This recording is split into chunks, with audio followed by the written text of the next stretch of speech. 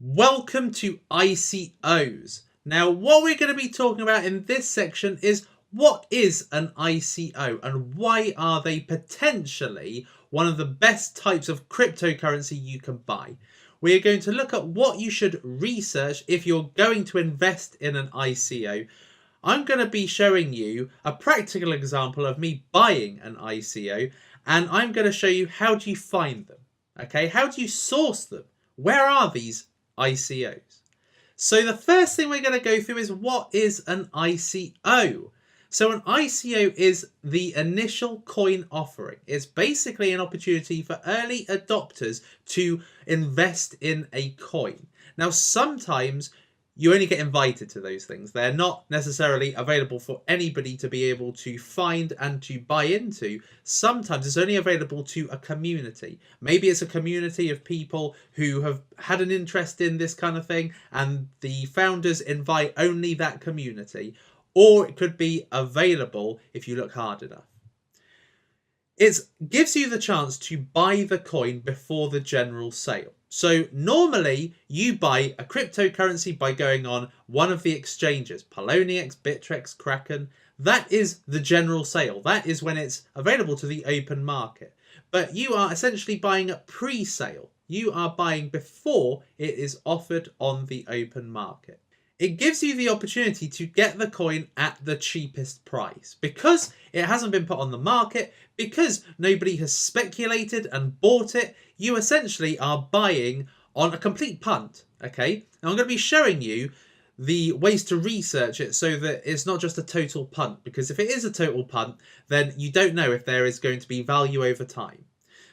But it allows you to get the coin at the cheapest price before there's any speculation, before there's any real market news that drives up the value. Okay, so you get it really at its base price or cheaper than it will be once it's on the general sale.